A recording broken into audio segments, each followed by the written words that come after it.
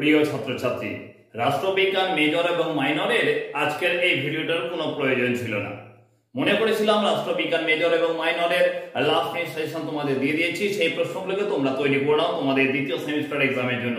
হাতে আর সময় নেই, তবু অনেকে আমাকে প্রশ্ন করছে যে স্যার কোন প্রশ্নগুলোকে সবচেয়ে বেশি দেখবো, একটু সে বিষয়ে কিছু বলুন। তো কতজনকে আমি উত্তর দেবো সেই কথাটা ভেবে নিয়ে রাষ্ট্রবিজ্ঞান মেজর এবং মাইনরের জন্য একসঙ্গে একটা আলোচনা ভিত্তিক একটা সাজেশন নিয়ে এলাম। তোমাদের সামনে রাষ্ট্রবিজ্ঞান মেজর এবং মাইনরের গুরুত্বপূর্ণ 10টা করে প্রশ্ন আমি তুলে ধরছি।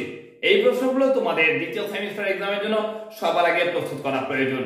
সেই 10টা প্রশ্ন কি, যদি মনে হয় আলাদাভাবে জানার প্রয়োজন আছে তবে এই ভিডিওটি কি তোমরা দেখো। আর যদি মনে হয় না আগের দেওয়া গুরুত্বপূর্ণ যে প্রশ্নগুলো 5টা ইউনিটে রাষ্ট্রবিজ্ঞান মেজরে দিয়েছি বা মাইনরের লাস্ট মিনিট সেশন দিয়েছি সেগুলোকে সম্পূর্ণ প্রস্তুত করে ফেলেছো, তাহলে আজকের ভিডিওটা তোমাদের দেখার কোনো প্রয়োজন নেই গো।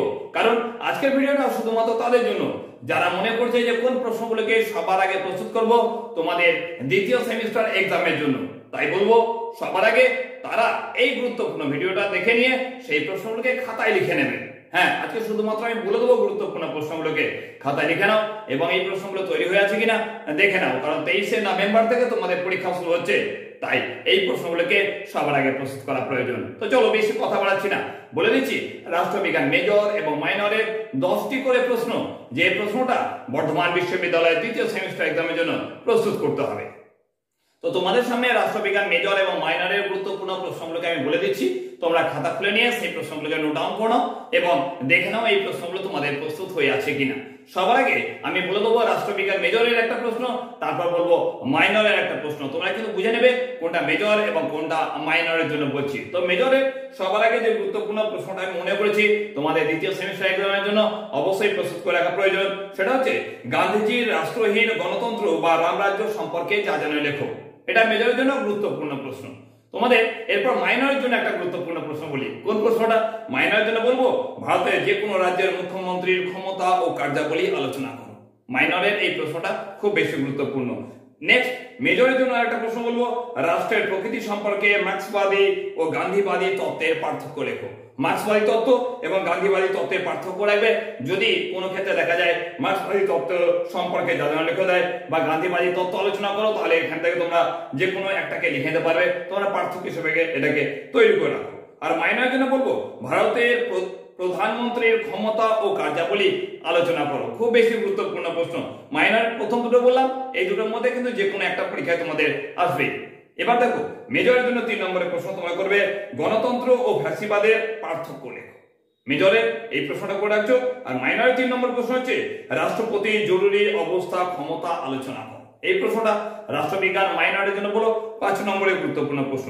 4 নম্বরের মেজরের জন্য যে গুরুত্বপূর্ণ প্রশ্ন রেখেছি সেটা তোমাদের আগেও বলেছি, আবার বলে দিচ্ছি, ন্যায় বিচারের বৈশিষ্ট্যগুলি উল্লেখ করো। বুঝতে পেরেছো কথাটা? ন্যায় বিচারের বৈশিষ্ট্য খুব বেশি গুরুত্বপূর্ণ তোমাদের মেজরের জন্য। আর মাইনরের জন্য বলবো পার্লামেন্টের গঠন ও কার্যাবলী বর্ণনা করো। এই প্রশ্নটাও খুব বেশি গুরুত্বপূর্ণ মাইনরদের জন্য। এর পরবর্তীকালে মেজরের জন্য যে 5 নম্বরের গুরুত্বপূর্ণ প্রশ্ন রয়েছে, এই প্রশ্নটা বলবো তোমাদের উদারনীতিবাদ কাকে বলে। বুঝতে পারছো উদারনীতিবাদ কাকে বলে? ওর সঙ্গে উদারনীতিবাদ বা নয়া উদারনীতিবাদের বৈশিষ্ট্যগুলি লেখো। উদারনীতিবাদের বৈশিষ্ট্যটা তোমাদের কম গুরুত্বপূর্ণ, নয়া উদারনীতিবাদের যে বৈশিষ্ট্য রয়েছে সেটা সবচেয়ে বেশি গুরুত্বপূর্ণ। তাই বলবো নয়া উদারনীতিবাদের বৈশিষ্ট্যটা বেশি করে দেখে রাখবে।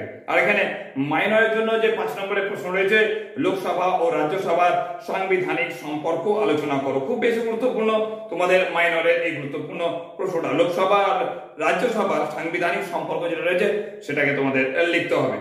তোমাদের মেজরের জন্য 6 নম্বরের প্রশ্ন স্বাধীনতার রক্ষা কবচগুলি আলোচনা করো। এটা পরীক্ষায় আসছে বলে আমার মনে হয়, তাই বলবো এই প্রশ্নটাকে তো অবশ্যই প্রস্তুত করে রাখছো। প্রত্যেকটা প্রশ্ন 10টা প্রশ্ন তোমার দিয়েছি মেজরের জন্য আর 10টা মাইনরের জন্য, প্রত্যেকটা গুরুত্বপূর্ণ শুধুমাত্র তাদের জন্য যারা মনে করছে কোন প্রশ্নগুলোকে সবচেয়ে বেশি দেখবো। আর 6 নম্বর প্রশ্ন হিসেবে মাইনরে বলবো ভারতের যে কোনো অঙ্গরাজ্যের বিধানসভার গঠন ও কার্যাবলী আলোচনা করো। কথাগুলো বুঝতে পারছো তো? আমি একটা মেজরের বলছি, একটা মাইনরের বলছি, গুরুত্বপূর্ণ প্রশ্ন। 7 নম্বরের মেজরে গুরুত্বপূর্ণ প্রশ্ন করবে অধিকার কাকে বলে। প্রশ্ন করে রাখবে অধিকারের বিভিন্ন ধরনের অধিকার সম্পর্কে সংক্ষিপ্ত টিকা লেখো। অধিকারের বিভিন্ন যে ধরনগুলো রয়েছে সেগুলো করে রাখবে, পাট পাট করে টিকা আকারে করে রাখবে। 5 নম্বর গুলো আলাদা দিতে পারে বা একসঙ্গে 10 নম্বরে তোমাদের পরীক্ষায় দিতে পারে। আর 7 নম্বরের মাইনরের জন্য যে গুরুত্বপূর্ণ প্রশ্ন রয়েছে নাগরিক অধিকার সুরক্ষায় সুপ্রিম কোর্টের ভূমিকা লেখো। সুপ্রিম কোর্টের ভূমিকাটা খুব বেশি গুরুত্বপূর্ণ, তাই এটাকে তোমরা মাইনরের গুরুত্বপূর্ণ প্রশ্ন হিসেবে করে রাখছো। 8 নম্বরের প্রশ্ন মেজরের জন্য ভারতের সার্বভৌমিকতার উপর একটি টিকা লেখো। ক্লিয়ার? ভারতের না অ্যাকচুয়ালি জনগণের সার্বভৌমিকতার উপর একটি টিকা লেখো। আর 8 নম্বরের মাইনরে যে প্রশ্নটা বেঁচেছে ভারতের নির্বাচন ব্যবস্থার বৈশিষ্ট্যগুলি লেখো। গুরুত্বপূর্ণ মাইনরের এটা প্রশ্ন। আর তোমাদের মেজরের আর দুটো প্রশ্ন রয়েছে, বলবো যে প্রশ্নটা দেখে যাবে যে সার্বভৌমিকতার বৈশিষ্ট্যগুলি লেখো। এই প্রশ্নটা 9 নম্বরের গুরুত্বপূর্ণ প্রশ্ন রাষ্ট্রবিজ্ঞান মেজরের জন্য, এই প্রশ্নটাকে তোমরা দেখেছো। আর মাইনরের জন্য রয়েছে ভারতীয় যুক্তরাষ্ট্রের কেন্দ্রীয় প্রবণতার কারণগুলি উল্লেখ করো। খুব বেশি গুরুত্বপূর্ণ এই 10টা প্রশ্ন দিচ্ছি। আর লাস্ট প্রশ্ন তোমাদের মেজরের যে লাস্ট প্রশ্ন রয়েছে রাজনৈতিক তত্ত্ব বলতে কি বোঝায়, ওর সঙ্গে রাজনৈতিক তত্ত্বের শ্রেণী বিভাগ করো। মেজরের এই গুরুত্বপূর্ণ প্রশ্নটা হলো 10 নম্বরের গুরুত্বপূর্ণ প্রশ্ন।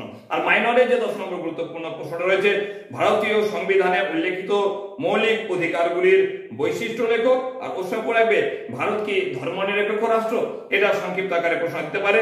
বা 5 নম্বর দিলে তো তোমাদের বলেছি আগে যে 5 নম্বরের প্রশ্ন হিসেবে দিতে পারে, সেই প্রশ্ন দিলে তাহলে তোমরা একটু বড় করে রাখবে ভারত কি ধর্মনিরপেক্ষ রাষ্ট্র। এই 10টা করে মেজর আর মাইনরের গুরুত্বপূর্ণ প্রশ্নগুলো দিয়ে দিলাম।